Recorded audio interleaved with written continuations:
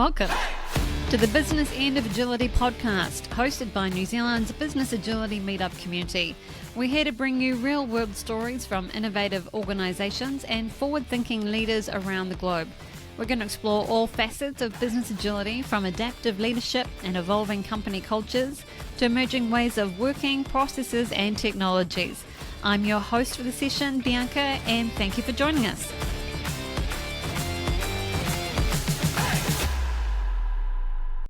When times get tough and stress levels rise, it can become hard to show up as our best selves.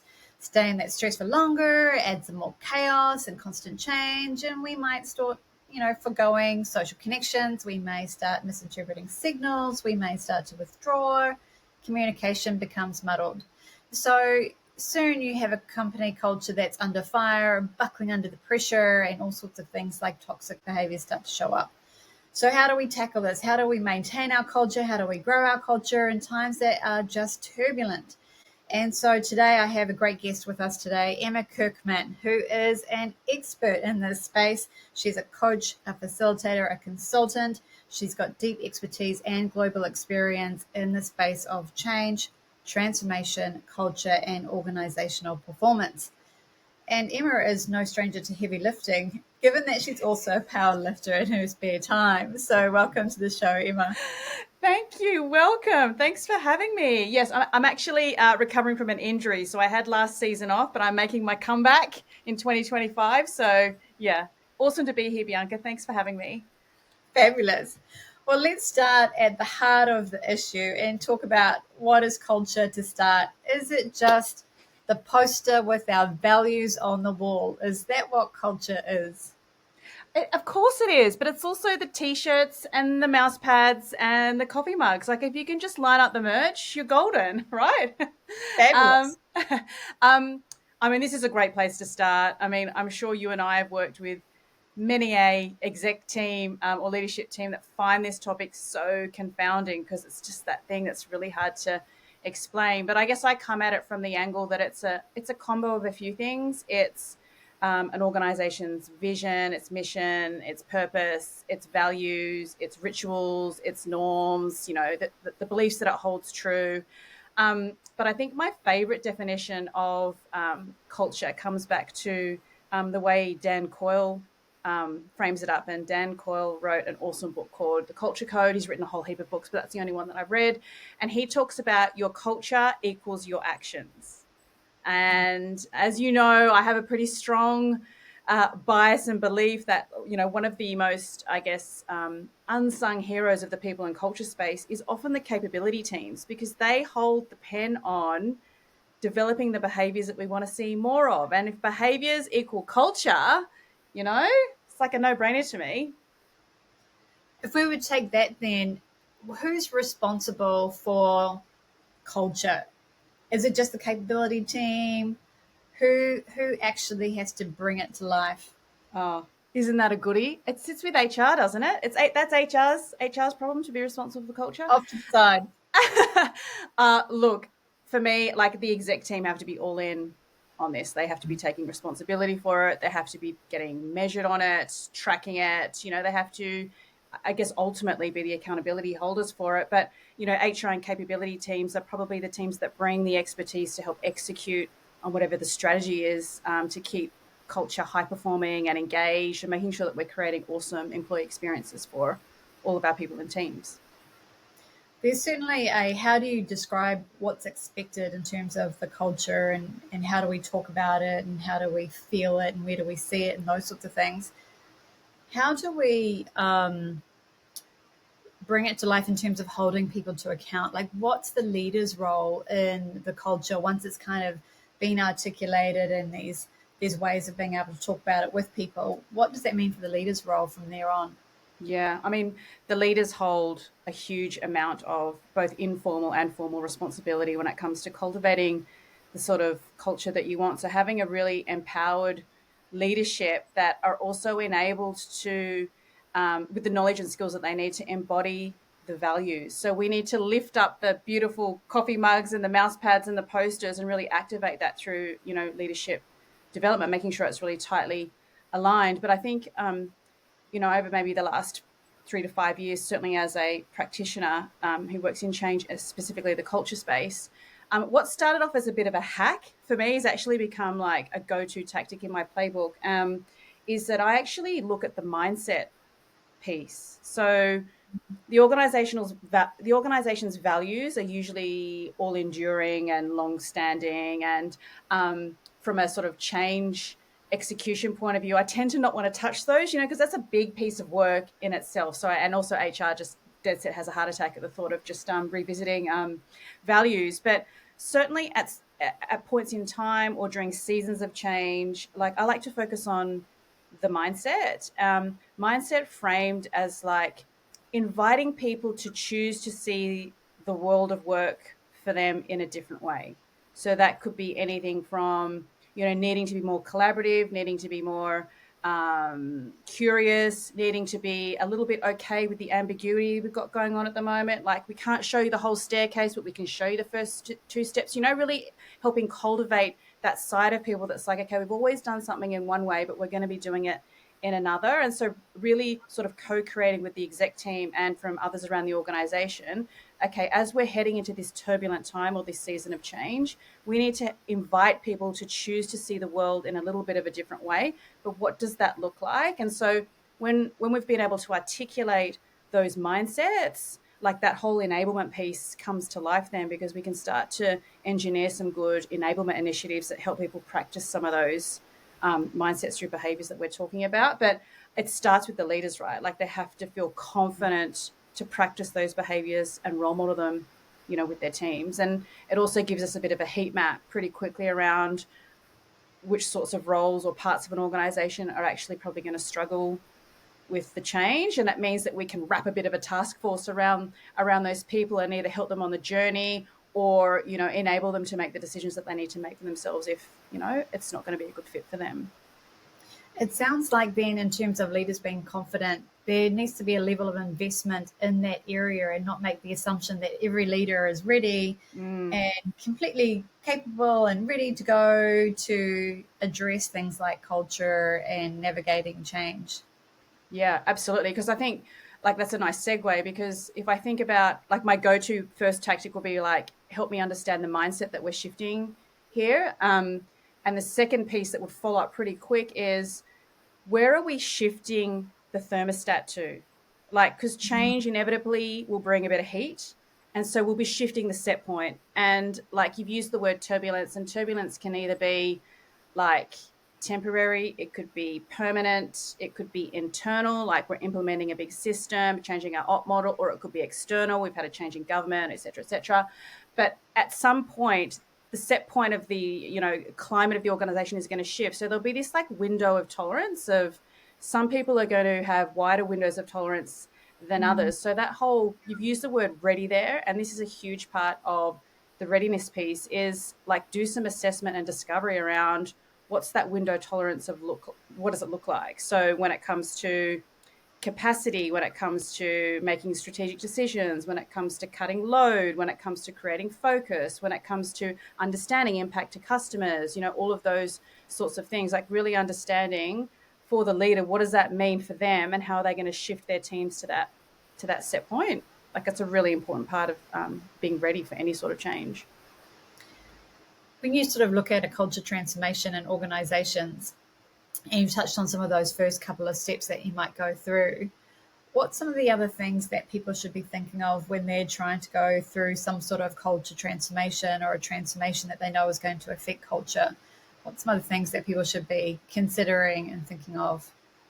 I think one of the best things I ever did for my background's organizational development, but I upskilled pretty quickly around employee experience and lean change. And I did my lean change cert a few years back, and I love how he referred to lean change agents as like chefs in the change kitchen. We're using a little bit of human-centered design, a little bit of agile, a little bit of lean, a little bit of lean startup. And so we have to kind of assess like what that audience or group or persona of employee needs, and we sort of use the tactic that's going to help them the best. But really it's understanding where you want to go. So the mindsets piece that you have at the strategy level might help, but how you get people to where you need to go, like employee experience and those sorts of human-centered design approaches are all about listening, understanding need. So if you're asking someone to go from here to there, like the best people to ask are the people who are closest to the change. So you can never listen enough. Like I have rolled in onto some change programs, and I just about do every project manager's head in because it feels front loaded, like doing all that discovery and the listening and the insights. It feels like, man, we're losing time. Like you've got slippage in the plan now. It's like, no, because if we take the time to listen, we can front foot some of those friction points faster and plan like a smoother journey. Like, of course, you're going to have peaks and troughs all the way through, but even if I think about like an oldie but a goodie, Galbraith's star. So looking at where is the friction occurring. So it could be strategy, it could be processes, it could be structure, it could be how we're incentivizing people, it could be like the people and culture piece. So trying to sort of diagnose pretty quickly where is the friction points and how can we solve for that. I love that sort of touching on the friction points, because often it's kind of, as a leader, looking at the organization going, okay, I'm going to check my culture, but I'm to do that, I'm just going to look at the employee engagement survey. Mm. Is there other things that leaders should be looking at to get a gauge of where those friction points are or where the culture is sitting? What sort of signals and signs do you think people should be looking out for? Yeah, definitely. And this is I have this theory that, and I haven't met any organizations who are up for this. So if anyone's listening and they're like they want to road test this, but like I think a gun cross-functional squad for a change program would be pulling together well-being, DEI, and capability. Like, because they have that is like culture in a squad, right? Like making sure we're talking to the right people, got the right voices being heard, looking after the well-being piece, but also making sure we're bringing up some enablement strategies that help people perform at Very peak holistic. performance. Yeah, Yeah. very holistic, but also like, and I borrow this from my powerlifting, right? Is we have these built-in deloads. So my coach will push me to my absolute physical limits for 3 weeks. Week 4, deload. Week 1, reset. Pushing for 3. And I know like you're an agile specialist, so this makes sense to you. But how many organizations is that a hard sell for? To work in this cycle of like peak performance, but we've got to build in deloads. We've got to build in time for recovery. So I just love this idea of, imagine if there was a squad of people who had expertise that were like feeding information back to leaders all the time. This is how people are feeling. But even on like I guess a micro level in terms of a leader with their immediate team, getting into the habit of having those sorts of conversations. Like I borrow quite heavily from Atlassian and Spotify's playbooks around team health checks. So Mm, every yeah. week checking, where are we feeling healthy, where are we feeling off? Are we clear about what's happening? Are we having enough downtime? Are our boundaries held up? Are we swarming on the right things? Like there are some things that you can be asking that you could build into your existing rhythm. So it's not even like, I know leaders might be listening going, oh, like I've just got it. You're creating another thing for me to do, Emma. No, I'm not. Like it's so easy just to have a stack of 5 pulse questions, build it into like your existing, team meeting rhythms just to keep your eye on, okay, how is my team feeling? How are they responding to the change? And what do I need to be doing to help move them through it? Mm. And even a simple check-in and a stand-up can only take, 2 or 3 minutes. Give us a Yeah. score out of 5. How's everyone feeling today? Yep. Yeah. Absolutely. Just coming back to DELO. What's a DELO? Oh, a deload. So, Yeah. so deload. Yeah. So basically, it just means that you lift to your absolute max capacity for 3 week cycle, and then in the fourth week you drop it back to very light weights. So Uh, you're keeping energy mobilized through your muscles, so you're not going completely to sleep. It's not a holiday, but you're also gearing up for the next level of intensity that's coming in the next cycle. So so you it's get a bit of giving, muscle recovery as well yeah, during this time. yeah, Great.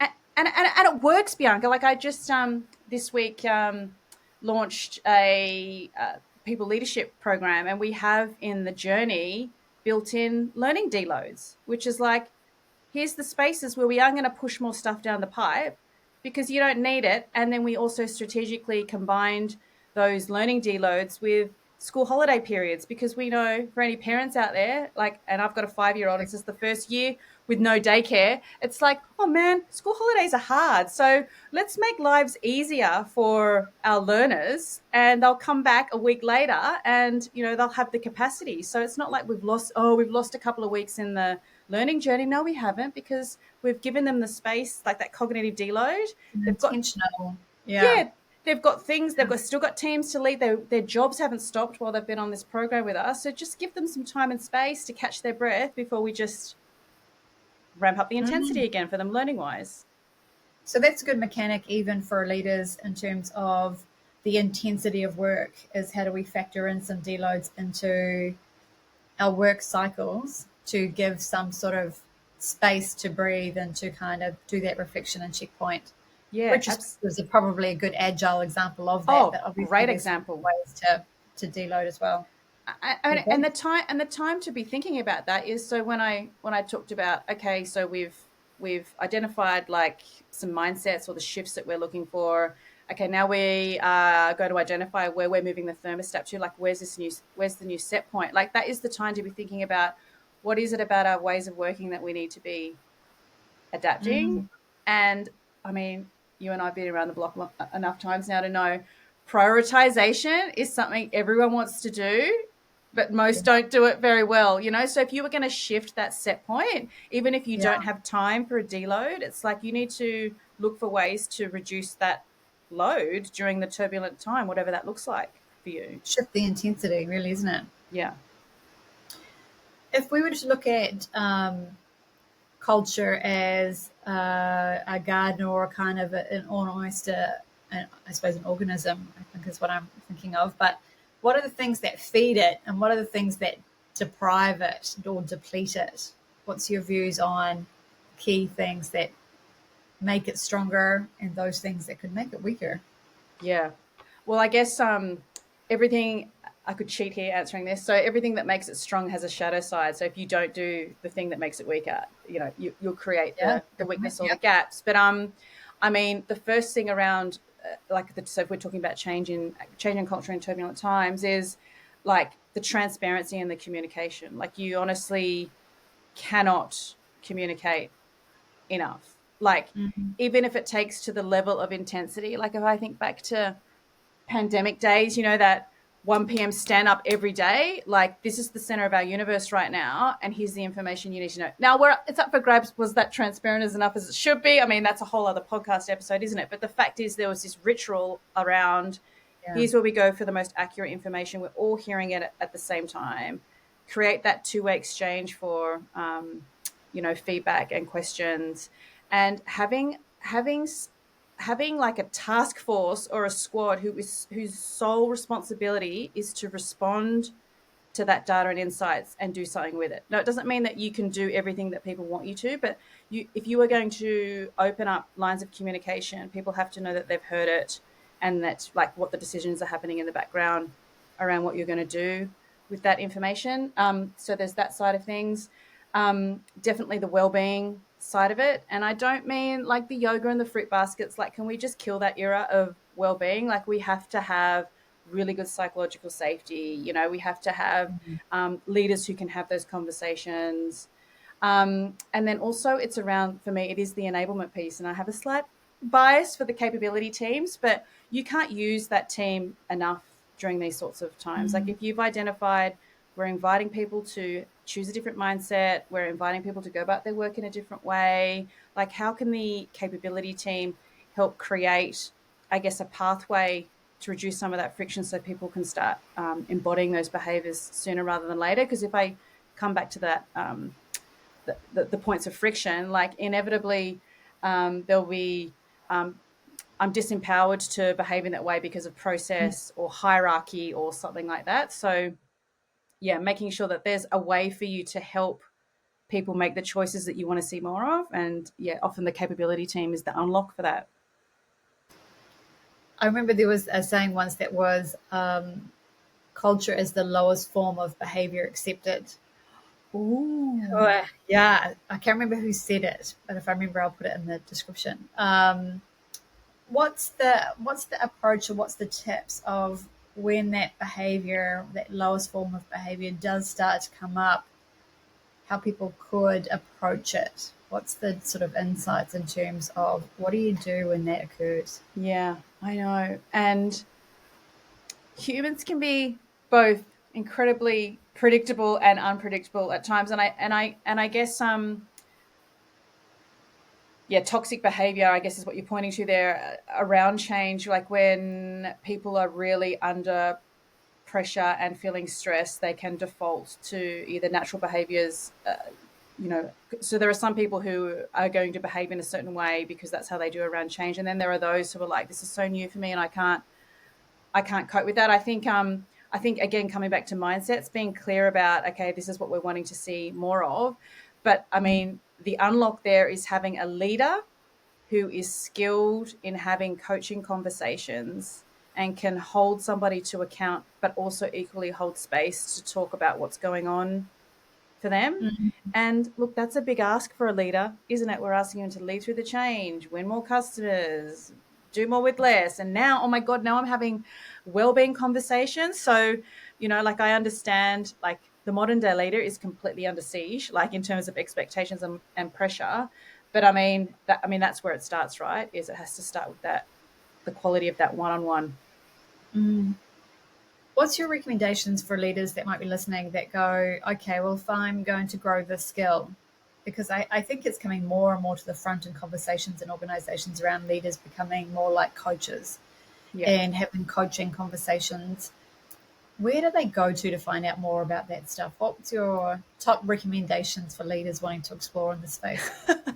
Well, if there isn't something on offer internally for you, you could go and do a coaching certification or something like that, obviously. And I did mine through ICC. Shout out to Rachel Ford, who's a total legend. But even just doing some own personal PD. So my go-to, if I was a leader listening to this and wanted to upskill, is read Michael Bungay Stania's The Coaching Habit. Have you read? Have you read that? So, he's so good. And he was down here in New Zealand a few years back, and I got to meet him. He's awesome. But one of the big things he talks about is like fine tune your ability to listen and ask more questions. And so he's got this shortcut hack of 7 questions. So resist the temptation. Just try to emphasize at your next one-on-one. Only ask questions. And so he's got this stack of questions that's really good in terms of prompts. So that's probably the first thing. And the other piece that was a game changer for me when I was a leader internally was trying not to be an accidental diminisher. Have you heard about that? A multiplier Oh, versus a diminisher? accidental diminisher. Well, so Okay. so multipliers are the people who can 10x the delivery out of their team because they nurture talent, high quality feedback, and they're very psychologically safe. Like they've got the right people in the right roles, lots of growth opportunities. Leaders who are really good at that. But the diminishers are the people who basically do the flip of that. So they remove the team's ability to, like, very disempowered, not a lot of growth opportunity, not receiving feedback, those sorts of things. And like when you read the book, it make like if you fall into diminisher category, you go, oh God, I feel pretty shit. But there's this test you can do online, and I'll send it to you so we can drop it in the notes. And it's called the accidental diminisher because you can actually be a diminisher without intending to be. So a really good example is if you and I were in a one-on-one and I've missed the opportunity. So if you were my leader and I came to you with a problem, there's a coachable moment in there for you to ask a question. But if you jumped in and tried to solve that problem for me rather than listen and talk about it, you've robbed me of an opportunity to learn and grow. And so therein lies like you've accidentally been an accidental diminisher. So even if you can just brush up on those sorts of skills, the art of listening more intently, asking really high quality questions, being a multiplier, and also mastering the art of feedback, like, knowing how to give it, that whole Kim Scott, I just love her radical candor. You can challenge directly, and so you should, especially during turbulent times if you're seeing some difficult behaviors, but you can challenge directly but care personally. You can still hold space for somebody while Yeah. while asking, hey, I need you to step up and hold you to a higher standard here. You can still do that with care. Yeah. So they're my 3 tips. Yeah. And it's so important to keep that care, because even if somebody is, behaving in a way that, you know, might be considered to be unkind to others or toxic in some way, it's not their intent, Mm. that they're reacting in some way to circumstances, which may be in the workplace or might be at the home front. There's so many things that can impact people. So that being able to respond but do so with care is a great call out. Yeah, and I don't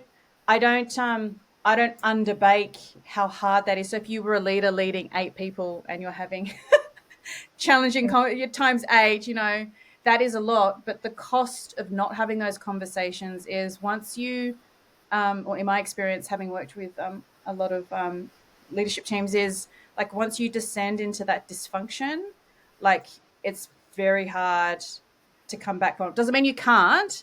I'm just saying, like, once you slip into that sandpit of dysfunction, like you're working way harder than you ever would just having 8 really high quality, coaching conversations. Yeah, great call out. And the more you let things ride, the more it's going to compound itself and the harder it's going to be, is really Yeah. what you're saying, isn't it? Yeah, this the old stinky fish. The longer you carry around something that's bothering you, it's just like Yeah. you're cruising around with this rotting fish in your pocket. Nobody's talking about it until it's just so rancid and toxic that we have to talk about it. So yeah, no stinky fishes. They don't help anybody. Yeah, great. Any other sort of thoughts that you think would be helpful for leaders? Let's say that they sort of went, okay, well, I want to do 3 things next week to have a look at what the culture is and maybe do something to nurture it. What would be some 3 practical things that I could go and do in the next couple of weeks? Oh, okay. 3 practical things. Well, whether you're in turbulent times, irrelevant. Like the good habit I think I come back to is taking the team health check. Like get better at taking the pulse or the temperature, whichever metaphor we want to use. I point to Atlassian and Spotify have some really good plays out in the public domain for how you can do that.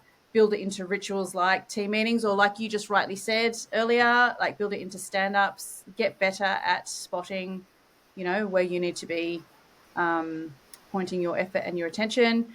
So that's probably the first place to start. The second place to start is, look at yourself. I think what we just talked about is, where are your growth areas as a leader, and don't beat yourself up, but also don't bullshit yourself. Like, if your one-on-ones have descended into you just rattling off a laundry list of stuff that you're asking someone to do, or it's somebody telling you where they're up to with, their laundry list, like you need to expand that conversation to be including really good growth conversations, high quality feedback, making sure you're asking more questions, probably those sorts of things. And seeing as though we are talking about turbulent times and change, like I would love, and it's sort of part of my mission in life, I think, is to help leaders be better at lead through change themselves. So what is it about your own composure and how you're creating psych safety, and like what is it that you need as a leader in order to lead the sort of cultural environment that you want to see more of, because they're looking to you. Like every word that comes out of your mouth, every body language, every email, like all of that is Right. sending signals to your people around what is important to you and what you value. So the poster and the coffee cup and the t-shirt with the espoused values, like all of that means nothing if your leader isn't role modeling what the organization is hoping to see from its leaders. So yeah, check yourself before you wreck yourself, as they say. Sounds like some reflection. Okay, where can people find out more about you? And I think you set a challenge out there if anyone wants to get a really amazing squad together and use that as a mechanism in the organization. If they want to take you up on that offer, how do they find out more about you? Oh, okay. Well, my address is, just joking. You can find me on LinkedIn. I don't know I suppose we can drop my I'll profile drop the link link. in the notes. Yeah, but I'm on LinkedIn, or you can find me on my website, which is emmakirkman.me. So you can get in touch via that. Fabulous. And your next goal for powerlifting? Tell us about that. I would really, so in 2023, I made it onto the New Zealand team and competed at the Masters, World Masters Okay, in Italy. And then I came back from that super pumped. And I did what my coach called an ego lift, which means I lifted like for the pure vanity of lifting a big number and injured myself. So I had whole of last season off, but I'm making my comeback. So I would really like to do another world champs. It won't be in 2025, but 2026. So yeah, that's what I'm gunning for. sounds like an amazing goal. I look forward to hearing your progress. Maybe I should come out for a training session. I would love that. I would love that. Just to clarify, one of the deload sessions I think would be more at my speed. Anytime. Well, thank you so much, Emma, for joining us today in the conversation around culture. A good starter for people to be thinking about what are the activities they might be doing that's multiplying or diminishing some of the culture in their space. How do they lean into some of the challenges where things aren't going quite so well? And what things to be thinking about to actually take a look at across the teams and see just where their culture is. Thank you so much for all your insights for us today.